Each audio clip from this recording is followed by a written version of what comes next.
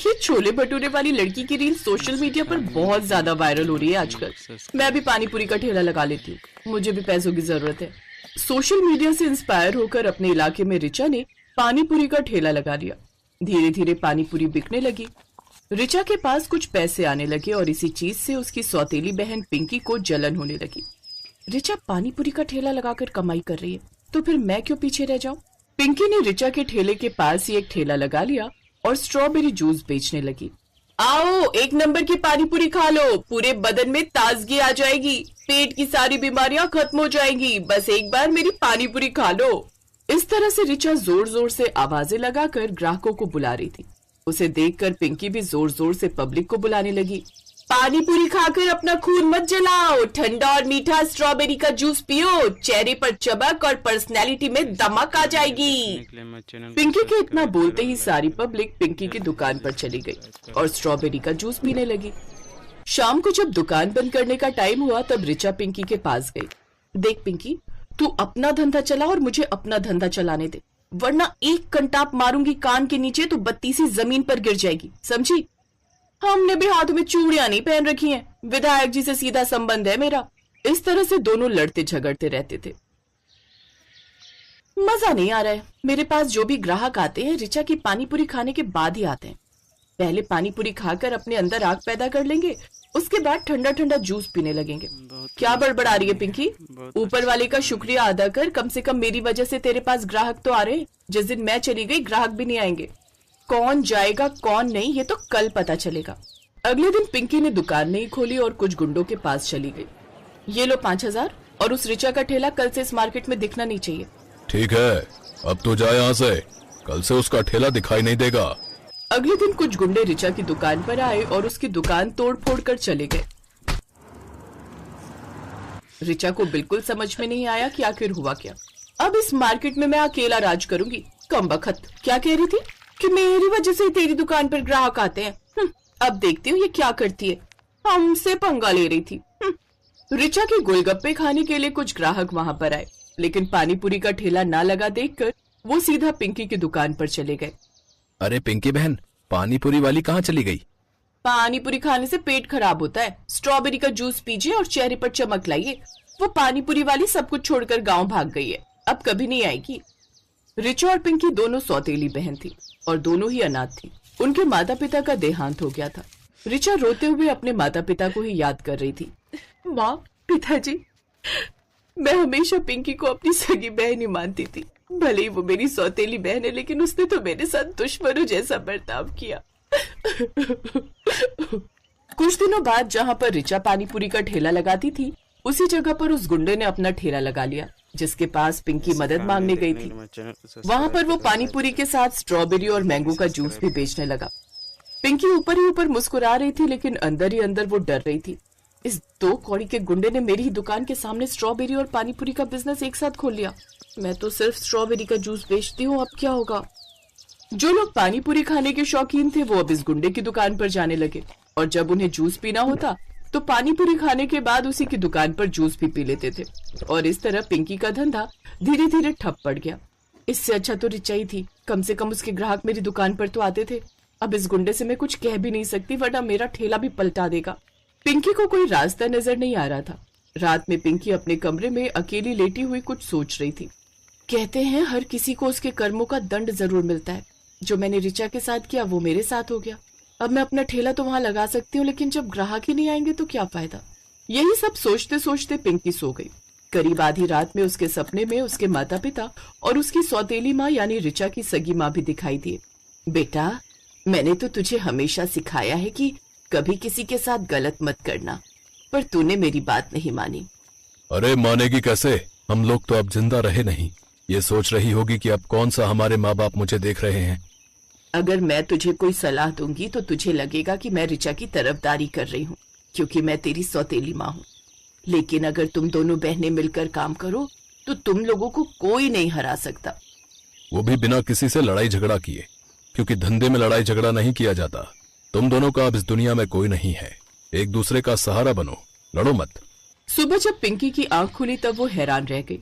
उसे अपनी गलती का एहसास हो गया था। अब रिचा के पास कई महीनों से कोई काम नहीं होगा। बेचारी की हालत बहुत खराब हो गई होगी। अभी उससे मिलकर आती हूँ। पिंकी बिना नहाए धोए सीधा ऋचा के घर पहुंच गई। दीदी दीदी मुझे माफ कर दो, आपने सही कहा था, आपकी वजह से मेरी दुकान चल रही थी। पिंकी के मुंह से पहली बार दीदी सुनकर ऋचा को खुद पर विश्वास नहीं हुआ। फिर कोई नाटक कर रही है ना? मेरा धंधा वैसे ही बंद हो गया और तू सुबह सुबह दिमाग खाने आ गई मेरा। दीदी मैं कोई नाटक नहीं कर रही हूँ, मैं आपको पूरी बात बताती हूँ। आपकी दुकान मैंने ही गुंडों से गिरवाई थी ताकि कोई भी मेरा कॉम्पिटिटर ना रहे मार्केट में। हाँ मुझे पता है, मुझे सब कुछ पता है। पिंकी हैरान हो गई, लेकिन उसने शुरू से लेकर लास्ट तक सारी बात ऋचा को बता दी। चलो कम से कम इसी बहाने तेरा होश तो ठिकाने आया। देर आए दुरुस्त आए। दीदी ये बड़ी बड़ी कहावतें कहने का वक्त नहीं है, ये बताइए धंधे का क्या होगा? अभी तूने ही तो कहा ना कि माँ ने तुझे बताया था कि दोनों लोग मिलकर काम करो सफल हो जाएगा। लेकिन मिलकर करेंगे क्या? ना ही मैं स्ट्रॉबेरी का ठेला लगा सकती हूँ, ना ही अब आप पानी पूरी का ठेला लगा सकती हैं, क्योंकि वो गुंडा दोनों ही चीजें एक ही ठेले पर बेचने लगा है। देख तू स्ट्रॉबेरी का जूस बनाती है और मैं पानी पूरी बनाती हूँ, तो अब एक नई डिश तैयार करते हैं। अब हम लोग स्ट्रॉबेरी के जूस का पानी पूरी बनाएंगे, यानी स्ट्रॉबेरी फ्लेवर का पानी पूरी। कैसा लगा आइडिया? अरे वाह दीदी, आप तो जीनियस हो। ये स्ट्रॉबेरी वाला पानी पूरी तो पूरी दुनिया में एकदम नया है। चलिए आज से ही शुरुआत करते हैं।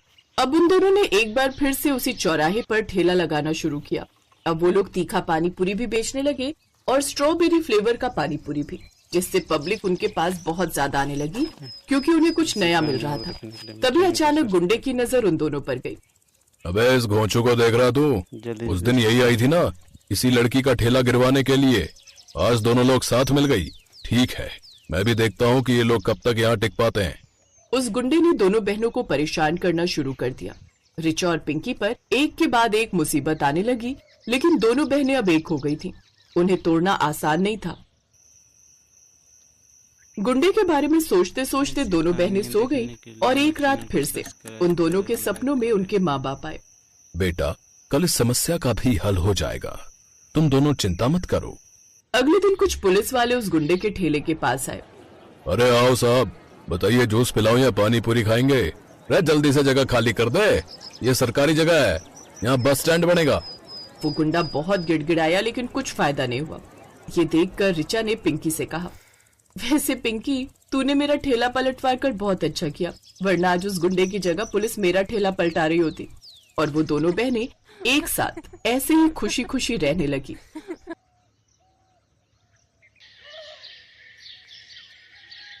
मनोहर पानीपुरी का ठेला चलाता था। उसकी एक 4 साल की बेटी थी और पत्नी शोभा दोबारा गर्भवती थी। मनोहर का परिवार बढ़ रहा था, इसी चिंता में वो ज्यादा मेहनत करता था। सुबह जल्दी उठकर पानीपुरी बनाने की सारी तैयारी करके मनोहर जल्दी ही काम पर निकल जाता था और शाम तक ठेले पर पानीपुरी बेचता था। मनोहर की पानीपुरी लोगों को बहुत पसंद थी, इसलिए ग्राहक भी आ ही जाते थे। मनोहर पानीपुरी खिला भाई। आटे की या सूजी की भैया जी? दोनों तरह की खिला दे। है भाई, तेरी पानीपुरी खाने में इतनी स्वादिष्ट होती है कि मजा आ जाता भाई। हाँ मनोहर भैया 40 रुपए की पानीपुरी पैक कर देना, पानी थोड़ा ज्यादा कर देना। अभी कर देता हूँ। आने जाने वाले लोगों की नजर मनोहर के ठेले पर पड़ ही जाती थी, और पानीपुरी तो एक ऐसी चीज है जिसे देखकर मुंह में पानी आ ही जाता है। इसलिए लोग उसके ठेले पर रुककर पानीपुरी खाते और आगे बढ़ते। पर कुछ दिनों से मनोहर के ठेले पर भीड़ आनी कम हो गई थी, क्योंकि मानसून आ गया था और रोजाना ही तेज बारिश आ जाती थी, इसलिए लोग सड़क पर कम रुकते थे। बिक्री पर असर होने से मनोहर की रोजी रोटी पर भी असर पड़ा था। ये लो रोटी खा लो। शुभा क्या बात है, चिंता में दिखाई दे रही हो? पूजा कहाँ है, दिखाई नहीं दे रही? वो पड़ोस वाली माला के घर खेलने गई है। वो शरद बाबू आए थे, मकान का किराया मांग रहे थे। बोल रहे थे 15 दिन ऊपर हो गए हैं, उन्हें अगले हफ्ते तक किराया चाहिए, नहीं तो हमें ये घर खाली करना पड़ेगा। उन्हें हमसे ज्यादा किराया देने वाले किराएदार मिल रहे हैं। अरे तू चिंता मत कर, इस हालत में तू चिंता करेगी तो बच्चे पर भी असर पड़ेगा। मैं शरद जी को कल बोल दूंगा, वो मुझे कुछ दिन की मोहलत और दे देंगे। मनोहर शोभा को तसल्ली दे देता है, पर वो खुद ही बहुत परेशान था, क्योंकि उसी शाम जब वो काम से लौट रहा था तो लोगों में बारिश और तूफान को लेकर चर्चा बनी हुई थी। अरे मनोहर, तुमने सुना क्या?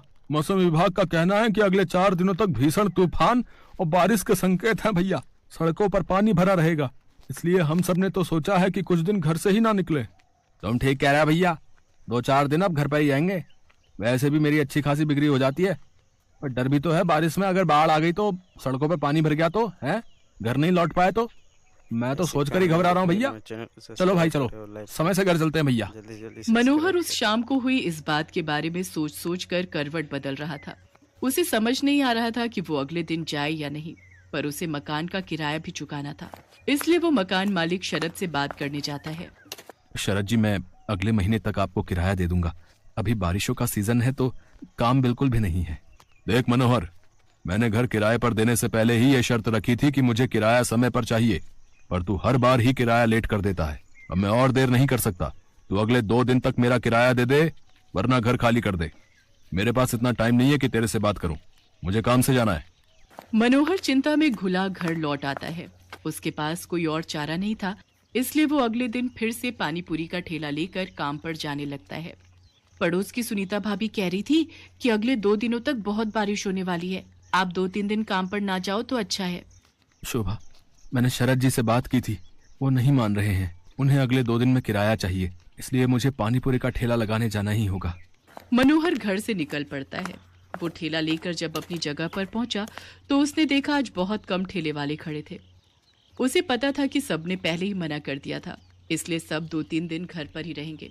मनोहर अभी अपना ठेला तैयार कर ही रहा था कि अचानक तेज बारिश शुरू हो गई और बारिश लगातार तेज होती जा रही थी। मनोहर का पूरा ठेला बारिश के पानी से भीग चुका था। उसका बहुत नुकसान हो गया था। हे भगवान, कितना नुकसान हो गया। सोचा था आज थोड़ी कमाई हो जाएगी तो किराए के थोड़े पैसे देकर शरद जी को संभाल लूंगा, पर अब क्या करूं। आज तो एक पाई की भी कमाई नहीं हुई। अब तो वापस घर जाने के सिवा कोई रास्ता नहीं। घर ही चला जाता हूँ।